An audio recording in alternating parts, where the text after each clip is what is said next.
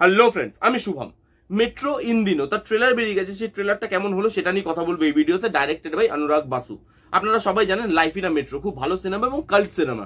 সেই সিনেমাটা সিকুয়াল হচ্ছে এটা। গল্পটা কি? গল্পটা সেম টেমপ্লেটের গল্প, যেই গল্পটা আপনারা লাইফ ইন আ মেট্রোতেও দেখতে পেয়েছিলেন। একটা শহর, সেখানে থাকা কিছু মানুষ এবং সেই মানুষদের সম্পর্কের গল্প বলতে চলেছে আরেকবার মেট্রো ইন্দিনো। এবার এই ট্রেলারটা দেখে কি মনে হচ্ছে? লাইফ ইন আ মেট্রোর মতো বা লাইফ ইন আ মেট্রোর জায়গায় কি সিনেমাটা যেতে পারবে আদৌ, না পারবে না, সেই সবকিছু নিয়ে কথা বলবো এই ভিডিওতে। এবার দেখুন, ট্রেলারটা সব ব্যাপারে সত্যি কথা যদি আমি এক লাইনে বলি না, এই ট্রেলারটা কিন্তু আমাকে স্যাটিসফাই করতে পারেনি। তার অনেকগুলো কারণ আছে। হ্যাঁ, এটা মানছি যে অনুরাগ বাসুর ডাইরেকশন মানে ঝা চকচকে ব্যাপার আছে, প্রোডাকশন কোয়ালিটি হাই, কাস্টিং ভালো, কিন্তু তারপরেও এই ট্রেলারটা আমার মন জয় করতে পারেনি। তার প্রথম কারণ কি জানেন? প্রথম কারণ হচ্ছে এসেন্স। আপনি যদি দেখেন এই ট্রেলারটা না খুব বলিউডিশ হয়ে গেছে। আপনি যদি লাইফ ইন আ মেট্রো দেখেন আজকের দিনেও, সেটা খুব রিয়েলিস্টিক অ্যাপ্রোচে বানানো ছিল, বাট এখানে রিয়েলিটি ছিটে ফোটাও নেই। সবকিছু ঝা চকচকে, ক্যারেক্টারগুলো কিরকম ভাবে মানে পোর্ট্রে করা হয়েছে, মানে খুব মানে কালার টোনটা কতটা হাই, সেই জায়গাগুলো দেখে না এসেন্সটা ফিরে পাচ্ছি না। একটা এত ভালো সিনেমা, কাল্ট সিনেমা, যেটা মানুষের এত পছন্দ হয়েছে, যত সময় গেছে লাইফ ইন আ মেট্রোর ফ্যান তত বাড়তে থেকেছে। তো সেখানে আপনি যখন একটা সিকুয়াল আনছে, সেই এসেন্সটা তো মেনটেন করতে হবে, কিন্তু সেই এসেন্সটা এখানে মেনটেন হয় না। খুব বলিউডিশ একটা রংচড়া ব্যাপার হয়ে গেছে, খুব লাউড সবকিছু দেখতে লাগছে, এবং সেই এসেন্সটা প্রথমে আমি পেলাম না। এবং আপনি যদি আরেকটা জিনিসও লক্ষ্য করেন, ওইখানে যে কাস্টিংটা ছিল, তাদের যে পারফরমেন্স ছিল, তার মধ্যে একটা ইনোসেন্স ছিল, এবং তারা খুব ভালো পারফর্মার। কে মেনন থেকে শুরু করে ইরফান খান, কঙ্কনা সেন শর্মা, কঙ্গনা রানাবত, আমাদের ওখানে ধর্মেন্দ্র স্যার ছিল, তো ওখানে সাইনি আহুজা ছিল, শিল্পা শেট্টি ছিল, তো বিশাল বড় কাস্টিং ওখানেও ছিল। এবং ওখানে না প্রত্যেকটা ক্যারেক্টার যেভাবে প্লে করা হয়েছে, তার মধ্যে ইনোসেন্স ছিল।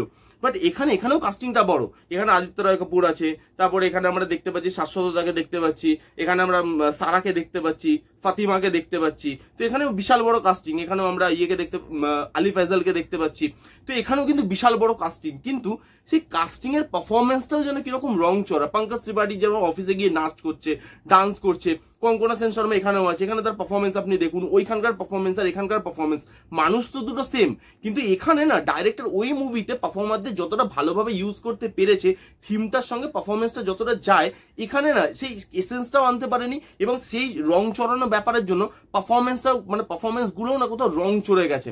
এখানে যারা পারফর্মার আছে তারাও কিন্তু ভালো পারফর্মার, কিন্তু তাদেরকে ভালোভাবে তো ইউজ করতে হবে। এসেন্সটার যে জায়গাটা, সেই জায়গাটা তো বোঝাতে হবে অ্যাক্টরদের, মানে তাহলেই তারা ভালো পারফর্ম করবে। এবার হ্যাঁ, পারফরমেন্সের জন্য ট্রেলারে কথা বলাটা খুবই তাড়াহুড়ো, সেটা আমি মানছি, কিন্তু পারফরমেন্স গুলো না দেখে আমার কেমন একটা মানে আমার না ঠিক মানে ভালো লাগছে না। ভালো অ্যাক্টর, বাট তাদের পারফরমেন্সের ইনোসেন্সটা আমি ট্রেলারের মধ্যে পেলাম না। এবং ট্রেলারটা অনেক বড় হয়ে গেছে, এত বড় ট্রেলার করার কোনো মানে হয় না, আরো কম্প্যাক্ট হতে পারতো, আরো ছোট হতে পারতো। এবং আপনি যদি আরেকটা জিনিস খেয়াল করেন, লাইফ ইন আ মেট্রোর আরেকটা কি পয়েন্ট কি ছিল, সেটা হচ্ছে গান। আলবিদার মতো গান, রিস্তের মতো গান, ইন্দিনোর মতো গান।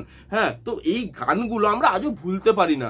আজও যখন শুনি সেই গানগুলো আমাদের আজও নতুন লাগে, কারণ সেই গানের লাইনগুলো না প্রাসঙ্গিক। আজকের দিনও সেই গানগুলো মানে সেই গানের লাইনগুলো আজকেও আমাদের মনে আছে, কারণ সেগুলো প্রাসঙ্গিক।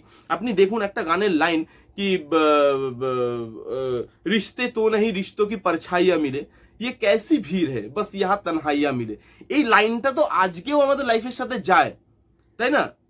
হ্যাঁ, তুঝে ভি ইজাজত করলে তু ভি মোহব্বত, আজও যায়, আজও আমরা না কানেক্ট করতে পারি গানগুলোর সাথে। বাট এখানে না লিরিক্স গুলো আমার সেরকম মনে লাগছে না, এবং গানের যে মিউজিক, সেই মিউজিকটাও আমার খুব একটা মনে লাগছে না। গানগুলো ভালো, গানগুলো যদি অন্য সিনেমাতে ইউজ করা হতো তাহলে আমি হয়তো বলতাম যে হ্যাঁ খুব ভালো গান, ভালো লাগছে শুনতে।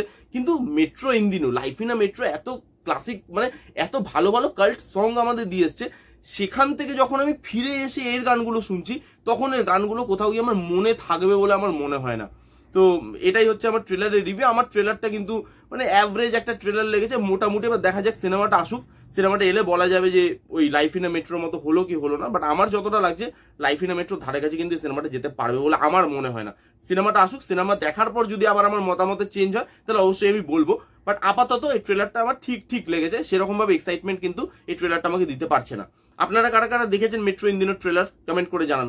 মানে কাদের লাইফ ইন আ মেট্রো দেখা এবং সেই সিনেমাটা খুব ভালো লাগে, সেই সিনেমাটার গান ভালো লাগে, তারাও কমেন্ট করে জানাতে পারেন। আমার তো লাইফ ইন আ মেট্রো সিনেমাটা খুব পছন্দ, গানগুলোও খুব পছন্দ। তো এই ছিল রিভিউ মেট্রো ইন্দিনোর ট্রেলারের। কেমন লাগলো রিভিউটা জানাতে ভুলবেন না। ভালো লাগলে please give it a Thums up, like করবেন, কমেন্ট করবেন, শেয়ার করবেন, চ্যানেলটাকে মাস্ট সাবস্ক্রাইব করবেন। দেখা হচ্ছে নেক্সট কোনো ভিডিওতে। ততক্ষণ bye bye, take care and be safe.